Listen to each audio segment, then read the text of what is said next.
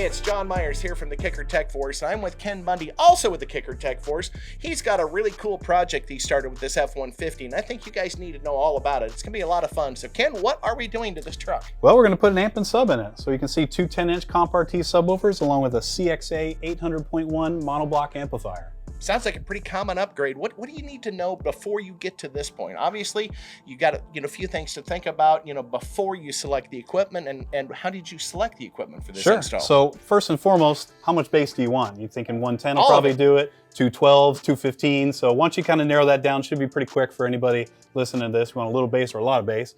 And then where's that subwoofer enclosure going to go? In a crew cab pickup, most of the time you're doing it underneath the back of that rear seat. So this is a vehicle specific enclosure that the owner of the truck brought us, an unloaded enclosure that we put these two shallow mount Comp RT subwoofers in. As far as equipment selection, specifically which models you would pick, you got to think about how much power that these are rated for to dictate which amplifier you're going to purchase, and then what impedance does that amplifier output that amount of power. So we're going to need about 800 watts to push these two 10-inch subwoofers. The CXA 800.1 outputs that at a 1 ohm load. So that means that we needed to choose the D4 or dual 4 ohm version of these subwoofers. And wire them all in parallel. Right, so all four of those voice coils will be wired together in parallel to present that 1 ohm load to the CXA 800.1. For anybody watching, if you guys don't know how to, what amplifier and how to wire to achieve what impedance, you can check out the Kicker U app on iOS or Android. It illustrates for you how to connect multiple subwoofers to achieve what load you need. Yeah, and the cool thing is it'll tell you if it won't work, so you know right away. That's right. Now, what else with the vehicle? I know with the computer that's going on, with switched ignition, that's been a real challenge. I mean, how do we get by that with Kicker product? Well, with Kicker product, we use something called DC offset to turn our amplifier on and off. If you choose, you can run a traditional remote turn-on lead, but like John said, in many newer vehicles, that becomes increasingly difficult to find. You might not have it behind the radio or at a cigarette lighter. It's difficult to find a true 12-volt switch source. So in the Kicker amplifiers use DC offset, which means when you run in those factory speaker wires, there's a little bit of DC signal on there. There's a little carrier voltage that the amplifier sees when there's audio present. So that's able to turn the amplifier on and off for you without you having to run a wire to that terminal on the amp at all. Cool. Now, I know sometimes if you turn the volume down, the amp's going to shut off. There's been a lot of complaints. Is that going to be an issue here? Nope, absolutely not. So signal sensing in traditional sense years ago was looking for that AC voltage. So when you turn volume down, the AC voltage decreases. You turn the volume up, it increases. DC offset stays that same DC voltage regardless of the volume level. So even if you're at volume level 0, that DC voltage is still there, still keeps the amp on. Again, that sounds pretty easy, but I know with these new vehicles, especially this one here, it's got the EcoBoost motor, and that's something you need to research and figure out, were there any issues with that engine with this particular truck? And I think there's a couple features that, we need to think ahead and how we're going to handle those. Sure. So there's a couple of things that you want to keep in mind. First and foremost, a lot of new vehicles have auto noise cancellation microphones in them. So they try and listen to the cabin noise and then play a signal through the speakers that's 180 degrees out of phase in order to try and make the cabin quieter. When you add subwoofers in there, it's not prepared for all of that. So you got to make sure you can disable that feature, that ANC feature, whether it be by disconnecting the microphone. You might have to take the truck to the dealer. So you'll have to research your particular vehicle. And similar to that is going to be active engine noise enhancement, which means they pump fake exhaust tones through those factory speakers to make the truck sound meaner than it actually is. So that's going to be something that if you put in a 4-channel amplifier or a lot of other monoblock amplifier, you're going to have to deal with that kind of stuff. So make sure you can defeat that somehow. Because you've added more bass, the microphone's going to kick that up, and then it's going to add that to the active noise enhancement. So it's going to be a real problem. Right. So it's not going to sound the way you intended to. And one last note, this particular truck has a start-stop motor in it, which means when you roll up to the stop sign, the motor dies to save gas. When you let your foot off the brake, the motor recranks so you can drive away. Well, during that recrank time, voltage at the battery tends to sag a little bit, and a lot of amplifiers, they don't like that. They freak out. They go into protection, or they might output some distortion. The CXA line of amplifiers is much more resilient to those voltage swings. So if you have a start-stop motor, I'd recommend using the CXA line of amplifiers or our Key. The Key line of amplifiers work for start-stop vehicles. Yeah, I think the Key actually play down to 6 volts, don't they? They sure do. So 6 volts of battery input into them, they'll still play fine. Yeah, and if your truck drops to 6 volts, it's not running anyway. You're not cranking, you're not going to crank that motor. You're not listening to your tunes. That's right. So obviously we got to feed this amplifier with power and signal. How are we going to do that? So we're going to use the PK D4 kit, which is 4 gauge. It's full spec. All of our Kicker wiring is full spec 4 gauge, full American wire gauge, and it is also oxygen-free copper. So it's full OFC and full American wire gauge. So what does the PKD4 mean? So D4 means it's a dual amp kit, which means it also comes with a fused distribution block to help split that 4 gauge up into some maybe 2 other smaller gauge wires to hook up multiple amplifiers.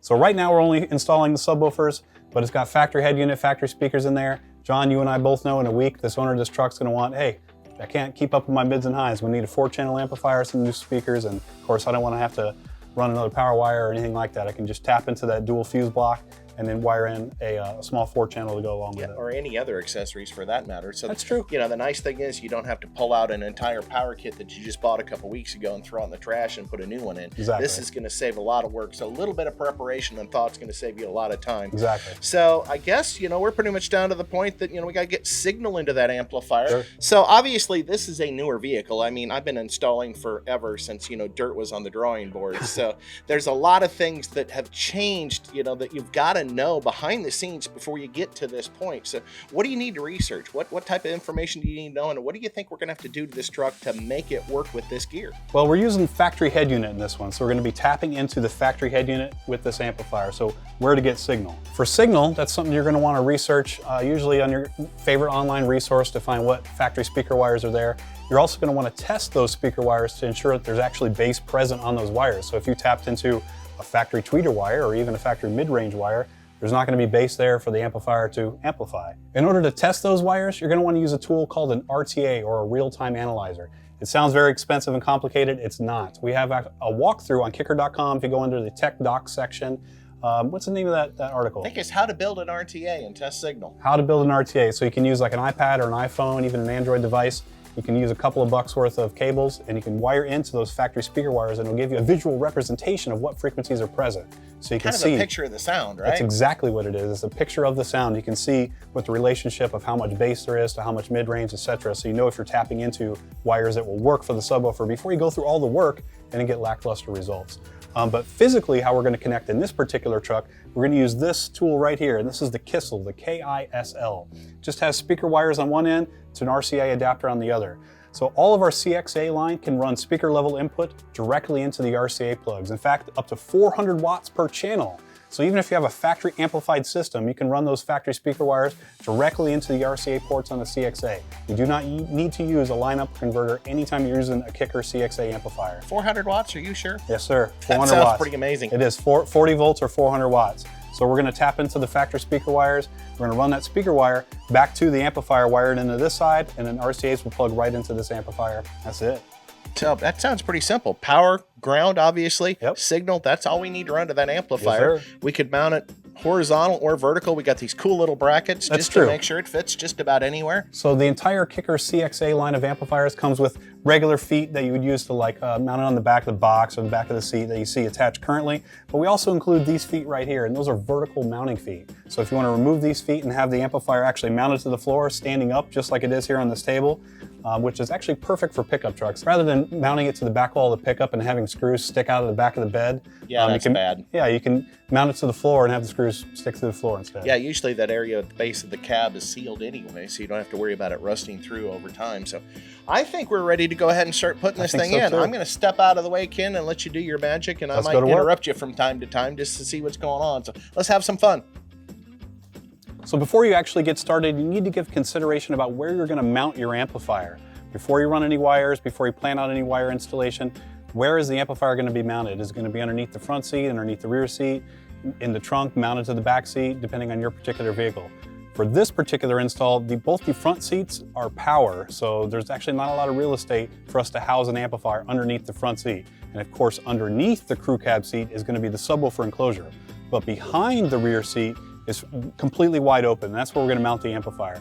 So as we said, we're going to use a CXA 800.1, and all of the 800.1 amplifiers come with these vertical mounting feet. So we took off the horizontal mounting feet where the amp would normally mount like this. We put on these vertical mounting feet, and it mounts directly to the floor. So we're going to mount it right here in the center, and then run our wires up the passenger side right to the power terminal blocks on this side. The output of the amplifier is also on this side, which will run directly underneath the seat to the subwoofers below it. And then I have plain and easy access to my gain knob, my crossovers, etc. on the other side of the amplifier. So we're going to grab signal for our amplifier behind the factory head unit in this particular car. It's a 2016 F-150. So in order to get behind the dash, first thing you need to do is pop this speaker panel off here. To do that, I'd recommend using a plastic pry tool. So you're going to wedge between the plastic and this grill. There's 2 screws underneath there. So this plastic pry tool can wedge in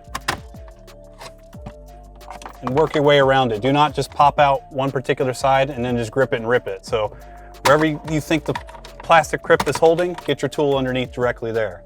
Now you can see the center speaker is revealed, and there is a 9/32 or a 7mm. It's going to be here and here. So you're going to take those 2 out, and then this top panel will come off, revealing 2 more right here, and then this entire part will pop off, and you'll be able to get to the actual head unit, which is behind this CD drive. So this harness here is our head unit harness. The output audio from the head unit is on this harness. And to tap into the factory signal, we're going to be using the rear speakers in this particular case. We're going to tap into the white, green, and brown, yellow wires, which is going to be the left rear speaker, and the brown, white, and brown, yellow wires, which is going to be the right rear speaker. So we're going to just do what's called a military splice into those wires. You're going to strip the wire back, and then you stab through it with a sharp tool like this to make like an eye hole in it. You take your speaker wire, you splice into it, and then run your speaker wire back to the amplifier, wire that up to the Kissel, the KISL that we showed in the opening shot, and you'll plug that into the amplifier. Well, Ken, here we are under the hood, and I see a couple things already. One, obviously this is not a new vehicle, so a couple things we got to consider. Of course, there's a lot of dirt. It'd be nice if it was clean, but it's not. We can deal with that. Well, it's 2016, and it's been rode like people drive pickup trucks. So that means it's at least 5 years old, so Right. What do we need to know about the electrical system at that age? Well, of course, you got to make sure that the battery is up to code, especially because this is a start-stop motor. The CXA amplifier we're installing will work all the way down to 9.5 volts of input, which the only time you have to worry about that is if you have the start-stop motor. So during that recrank time, sometimes the voltage will sag. If it sags below 9.5 volts, the amp will cut off. So make sure the battery's up to snuff. So we're over 5 years plus on this battery.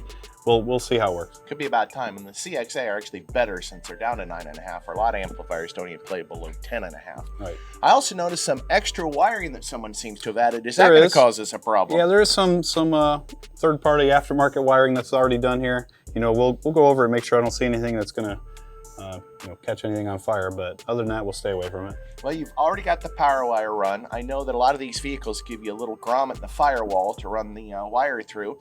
In fact, if they don't, we put a grommet in the kit in case you have to drill your own hole. But tell us a little bit about the power wire routing and Sure. why you chose So where you put things. There is a very large grommet right here behind the factory fuse box. However, we found out it's double walled, which means it has a grommet on both sides, 2 separate grommets essentially. You More of a can challenge. yeah, it is. You can get through it, and also it's very, very high. The blower motor and stuff is on the back here. It was tough to get through, and we ended up deciding it's much easier to just drill our own hole a little bit lower that we can pass the wire through. That's what we ended up doing, is using that grommet that's included with the kit. So make sure that you know what's on both sides of the firewall before you drill the hole. Maybe start with a small exploratory hole. I do like using a unibit or a step bit for that, because once you actually penetrate through the firewall, it doesn't race all the way through and poke through the depth of a drill bit. So use a step bit, enlarge it gradually, make sure you can maybe see light through it, so you definitely know you're not going to poke something on the other side of the firewall while you're drilling, and then snap that plastic grommet that we give you with the wiring kit, pass your wire through. But you can see we've connected the 4-gauge directly to the battery. It is important you connect directly to the battery, not to some distribution elsewhere in the truck. So Heck, you don't want to overload that circuit by adding to it. exactly. So our 4-gauge comes up. It does come pre-loomed, pre-heat shrink with the ring terminal already crimped on it. So we use this factory stud here, put our 4-gauge on it, and then it runs over here to our fuse block.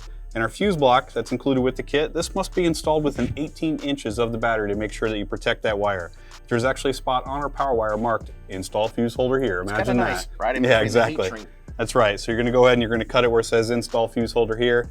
Go ahead and install the fuse holder there. And then we mounted it securely. So it's mounted to the battery box here. So even, again, if this truck decides to go off-roading, the fuse box not going to be flying all over the place with the potential for anything crazy to happen. And it looks easily accessible in case It you is. do need to get to it. It's not going to interfere with the hood hinges or anything else in the vehicle. Exactly. How do we know what fuse we need to put up front? Well, we include the fuse that you need. So for the 4-gauge kit, we're using the 100 amp fuse. That's going to run back to our power distribution block, which will then run into a couple of different smaller fuses for multiple amplifiers in the future.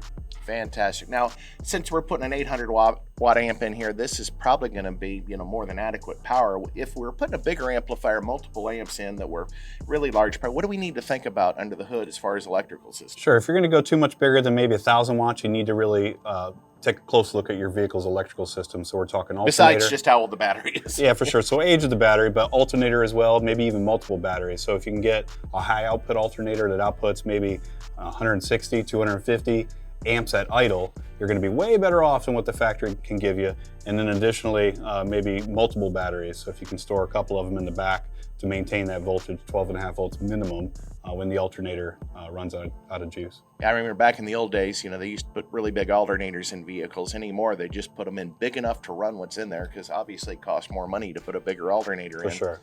And like I say, when you start overstressing that alternator, then you run into big problems. But then you've got something called the Big 3 upgrade, which is important if you guys want. Look that up on YouTube. But that's just going to, further maximize the performance of the electrical system. We actually have a tech doc on that as well. So if you go to kicker.com, you can check out our tech doc section. There's a write-up about the Big 3. Awesome. Well, I'm going to let you finish tiling this in, and we'll get back into the back of the vehicle. And I think we're getting close to connecting some bass. That's right.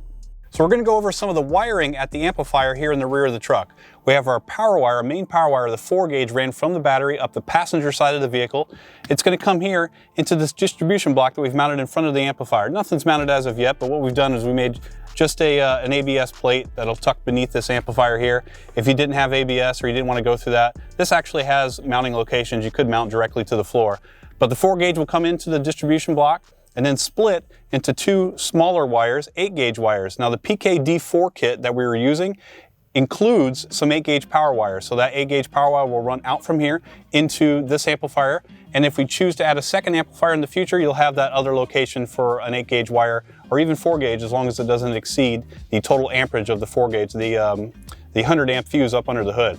Also included with the PKD4 is going to be this 8-gauge ground wire. Now, if you see, it's got ring terminals on both ends. And the reason we did that is you can get 2 ground wires out of this. So you could just cut it here at equal lengths on both sides, but you may need a different length for one amplifier run than the other, depending on where yours are mounted in your particular installation. We certainly won't need all of this length for this particular install because we can ground to the chassis of the truck much closer. So maybe we would cut up here, and that would leave us a much longer lead to then run to a different amplifier in the future. So when we talk about grounding an amplifier, there's an important point I need to make, and that's that the ground must be directly to the chassis of the vehicle. So you cannot ground to a piece of metal that's welded to something else. It needs to go directly to the body of the vehicle. So we're going to ground directly to the body of the vehicle here. Use a wire brush to take away all the paint primer you need directly to shiny bare metal. And then we can use the included grounding lug that's included with the PKD4. This uses a 9mm socket, and it has a self-tapping head. So you'll affix the ring terminal directly to that shiny bare metal, and then this grounding lug all the way through it until it's good and tight. Make sure you check it. So if your ground is loose at all, you're going to drop voltage, and that can lead to a lot of bad things. So we're going to make sure that this is tight. If you grab it after you're done, grab the wire and you can wiggle it, it's too loose. You need to redo it. Maybe tighten this up a little bit or figure out a different solution. But this has got to be rock solid, and that's going to be critical. So don't think just because your ring terminal is touching the metal that you're good to go. So once you actually place load on it, you could be dropping voltage. So make sure that this is completely rock solid when they're all said and done. So now that we have the amplifier completely hooked up, we need to set gain on the amplifier. And other than proper fusing, I'd argue that gain is probably the second most important part of this entire setup. So we need to go over and make sure it is set appropriately. But let's look at some of these in-panel controls and I'll walk you through. So these are going to be RCA inputs. Obviously that's going to be the signal in to the amplifier.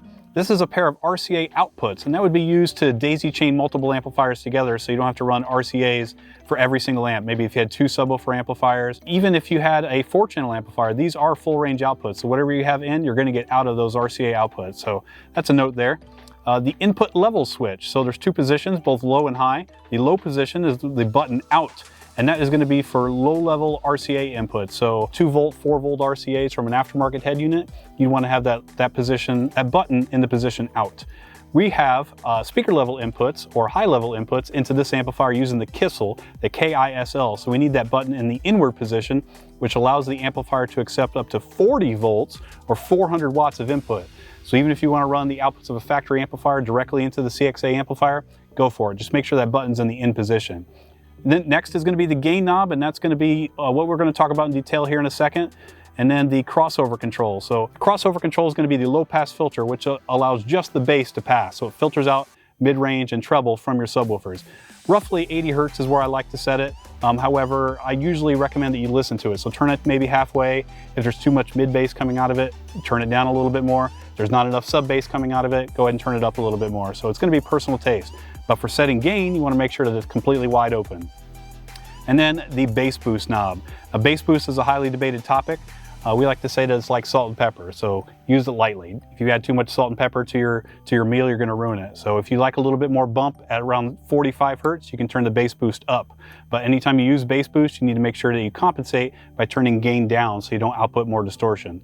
And then lastly, the remote bass knob. So this goes up to the driver's side of the car, and the user can adjust how much output from the subwoofers on the fly, song to song, using the remote bass knob. Now note on that, all kicker amplifiers, all of our bass knobs are gain attenuation only. So they're not bass boost or anything like that.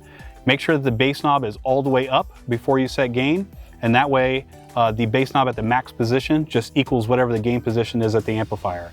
So make sure the bass knob's all the way up, and you will have no issues getting output when you're measuring with the multimeter, and you'll have no issues ever being able to blow up your subwoofer. So bass knobs are always safe to use when you're using a kicker amplifier. Now, in order to set gain, you can do it a couple of different ways. We recommend using a digital multimeter. It's a easily accessible way for most users. Most guys have a voltmeter laying around. If not, you can pick them up for a couple of bucks. Any of them will work as long as they can measure AC voltage. So as long as you measure AC voltage on the amplifier outputs, you can use that meter. Next thing you'll need is an amplifier that actually outputs its rated value. Of course, all kicker amplifiers do output their rated value. For this particular one, it's a CXA 800.1. So we know 800 watts into the 1 ohm load that we're going to be running, we should see 28.28 volts on the output. Now we calculated that using Ohm's law. However, we made it very, very easy for you guys using a chart, a voltage chart that we have available on kicker.com. So you can go to kicker.com, check out that voltage chart, look for how much your wattage your amplifier is, look for what impedance load you're going to be running into, and it'll tell you what the voltage readout, AC voltage, you should be looking for on your multimeter. And in order to get voltage, you're going to need a sine wave playing through that source unit that you can then run into the amplifier. You can also download those from kicker.com. So you go to kicker.com to the test tone section, you'll see a 50 hertz sine wave, and it comes in a couple of different flavors. So -0, -5, -10 dB. What are those? Those are actually sine waves that are recorded slightly quieter than the next. And we do that because the sine wave is really worst case scenario. That's as loud as audio can get, right? So a -0 or a 0 dB test tone is full blast. Now, if you were to set your gain according to that and then you play music through it, music is dynamic. Music is not full blast all the time. When you play music and you set gain using that -0 dB tone, you probably never actually hit maximum output of the amplifier. And that might be great if you want the most dynamic range possible. If you want to be able to hear grass grow, you can use the -0 dB tone. We do recommend that you use that 0 dB or the -5 dB tone when you're setting up 4-channel amplifiers, and the -5 or -10 dB tone when you're setting up a subwoofer amplifier where you really can't hear distortion quite as much. So that's generally the way to go on that. So we have a 50 hertz tone. You're going to play that through your source unit at about 3/4 volume. Ideally, you'd play it at the maximum unclipped distorted level from your particular source unit. You need an oscilloscope to be able to check that. So if you don't have one, we recommend 3/4 volume. That's usually safe for most head units. So we're going to play our sine wave through that source unit. We're going to turn it up to 3/4 volume, and we're going to slowly increase gain while we look for our target voltage, which was 28.28 watts for the CXA 800.1.